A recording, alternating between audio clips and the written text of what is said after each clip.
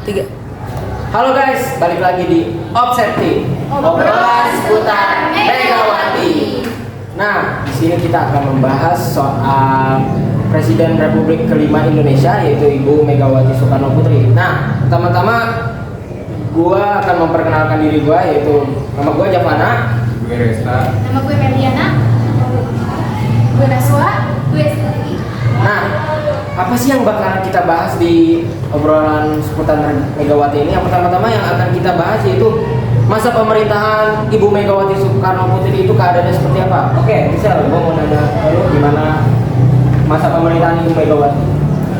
Jadi masa pemerintahannya Presiden Megawati Soekarno Putri dengan wakilnya Presiden Hamzah itu mulai tugasnya sebagai Presiden kelima Republik Indonesia dengan bentuk kabinet gotong royong. Nah, kabinet ini memiliki 5 agenda utama, yaitu pertama, membangun sikap tegak pemerintah dalam menghapus korupsi. Lalu yang kedua, menyusun langkah untuk menyelamatkan rakyat dari krisis yang berkepanjangan. Yang ketiga, meneruskan pembangunan politik. Keempat, mempertahankan supremasi hukum. Dan yang terakhir, menciptakan kesejahteraan masyarakat dengan meningkatkan keamanan dan hak asasi manusia. Dan pada tanggal 20 Juli 2001, MPR mengangkat Megawati Soekarno Putri sebagai Presiden Republik Indonesia dan menggantikan Abdurrahman Wahid.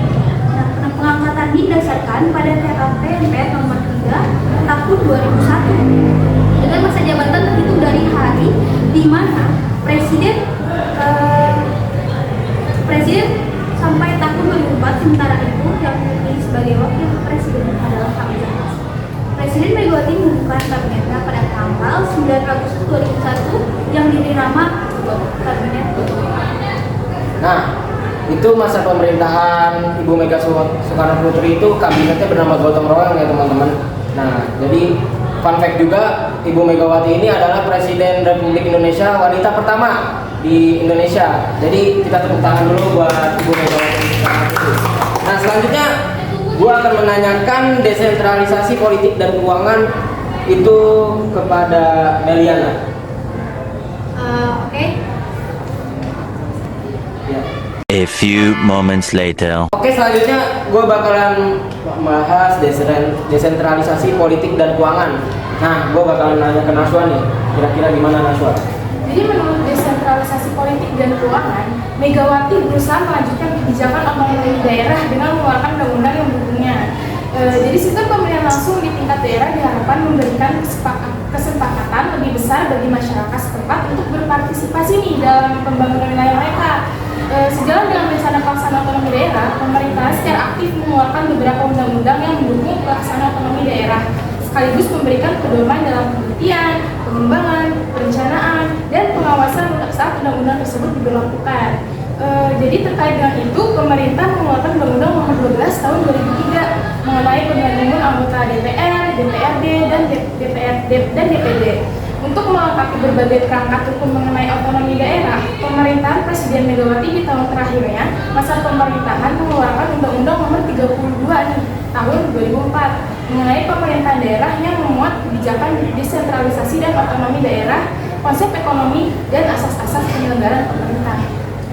Nah, itu ya teman-teman yang desentralisasi politik dan keuangan di Indonesia itu yang mencetuskan yaitu yang ya itulah. Bukan aja. A few moments later. Nah, selanjutnya kita akan membahas reformasi bidang ekonomi, yaitu salah lagi.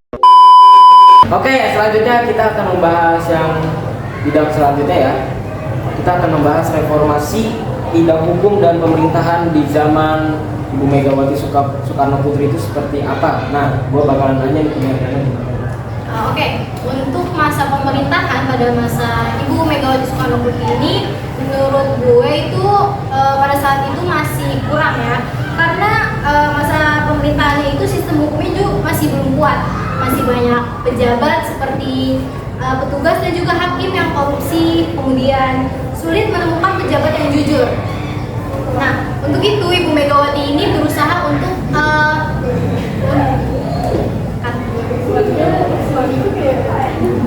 makanya Ibu Megawati ini berusaha untuk membentuk suatu sistem reformasi yang lebih adil. Maka maka dari itu diadakanlah amandemen UUD 1945 oleh MPR, yaitu pada tanggal 10 November pada tahun 2001 untuk menegaskan Indonesia sebagai negara hukum dan mengubah tata cara pemilihan presiden secara langsung oleh rakyat. Nah, masa reformasi ini juga mencakup pembatasan wewenang MPR, sehingga yang kita ketahui ini pemilu 2004 merupakan pemilu pertama rakyat untuk memilih secara langsung presiden sesuai dengan hak atau suara yang rakyat tersebut inginkan. Jadi ya itu dia pemilu pertama itu, yaitu pada masa pemerintahan Ibu Megawati. Nah, kata Meli kan pemilu pertama itu di masa setelah pemerintahan Ibu Megawati ya. Nah, yang keempat tuh ada, kita akan membahas reformasi di bidang ekonomi. Nah, apa sih reformasi di bidang ekonomi itu? Nah, kita akan menanyakan kepada Sylvie gitu. Apa itu Sylvie? Ya, jadi itu yang gue tahu masa reformasi di bidang ekonomi pada masa pemerintahan Megawati itu mengalami krisis ekonomi pada tahun 1998 ya katanya. Tapi di balik itu semua tuh ada sisi positifnya, yaitu dengan stabilnya cadangan devisa, terus juga ada rendahnya inflasi dan juga membaiknya nilai tukar rupiah. Jadi ya nggak selamanya tuh anjlok gitu, ada baiknya juga gitu. Ya tapi semenjak itu juga terjadi penurunan ekonomi kembali nih, ya terutama tuh terkait utang luar negeri dan kebijakan yang meningkatkan inflasi. Nah, masa pemerintahan Megawati itu memiliki pencapaian, yaitu pada awal tahun 2002 sampai 2003 dan nilai tukar rupiah melemah seiring menurunnya kinerja pemerintah. Oh, oke. Itu yang kira-kira dijelasin Silvio tentang reformasi bidang ekonomi di masa pemerintahannya Ibu Megawati ya. Nah, yang kelima nih, ada poin selanjutnya, yaitu upaya pemberantasan KKN. Apa sih itu upaya pemberantasan KKN, Resta? Nah, gua akan menanyain dulu nih, apa tuh? Oh, gini, upaya pemberantasan KKN. Meskipun pemerintahan Megawati menghasilkan undang-undang terkait pemberantasan korupsi, penegakan hukum belum maksimal. Kasus KKN melibatkan pejabat negara belum terselesaikan sepenuhnya, dan kurangnya jumlah dan kualitas aparat penegak hukum. Pemerintah Megawati berusaha menyelesaikan berbagai kasus KKN ini dengan membentuk Komisi Tindak Pidana Korupsi atau KPK. Setelah keluarnya UU 28 tahun 1999, meskipun mendapat kritik karena tumpang tindih dengan lembaga yang dibentuk pada masa pemerintahan Wahid, KPK dan upaya penanganan kasus KKN belum optimal hingga akhir masa pemerintahan Megawati. Oke, selanjutnya kita akan membahas sedikit tentang pemilihan umum pada tahun 2004 yang tadi dibahas sebelumnya. Gua akan menjelaskan pemilu tahun 2004. Pemilu tahun 2004 merupakan pemilu pertama yang dilaksanakan di negara Republik Indonesia ya teman-teman. Di mana masyarakat saat itu mempunyai hak suara pertama kali untuk memilih secara langsung wakil rakyat. Jadi pemilu itu diadakan tahun 2004. Jadi masyarakat itu sangat istilahnya sangat antusias lah saat pemilihan umum 2004 itu, karena itu pemilihan anggota rakyat pertama kalinya yang langsung dipilih oleh rakyat ya teman-teman. Jadi apa sih pemilu itu, termasuk apa aja yang di si pemilu itu? Pemilu itu kita bisa memilih secara langsung wakil rakyat di tingkat pusat maupun daerah, seperti presiden dan wakil presiden, dan seperti anggota legislatif ya teman-teman. Nah, pemilu tahun 2004 itu dibagi menjadi 3 tahap.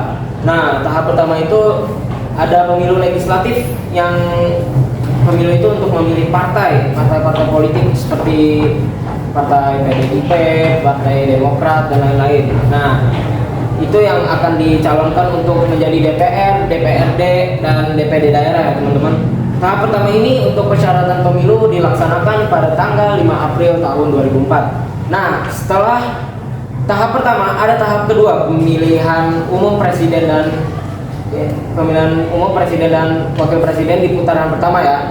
Di putaran pertama ini kita bisa langsung memilih anggota-anggota yang mencalonkan untuk menjadi presiden pada tanggal 5 Juli tahun 2004. Nah, selanjutnya ada putaran kedua. Nah, putaran kedua ini pemilu babak terakhir di pada tahun 2004 ya, teman-teman. Apabila pada tahap kedua ini belum ada pasangan calon yang mendapatkan suara paling tidak 50%, tahap ketiga ini dilaksanakan pada tanggal 20 September 2004. Sekian. Koreksi kalau gua salah ya, teman-teman ya. Berdasarkan hasil perolehan suara pada pemilu 2004, presiden putaran kedua yang diselenggarakan pada tanggal 20 September 2004 dimenangkan oleh Haji Susilo Bambang Yudhoyono dan Bapak Dr. Muhammad Yusuf Kala yang saat itu mengakhiri masa pemerintahan dari Ibu Megawati Soekarno Putri. Oke, sekian kayaknya itu aja yang bakalan kita bahas ya teman-teman di podcast Obsesi ini ya. Sekiranya kami ada salah-salah input, kejadian atau apa, boleh dikoreksi ya teman-teman. Sekian dari kami, pamit dulu. Dadah.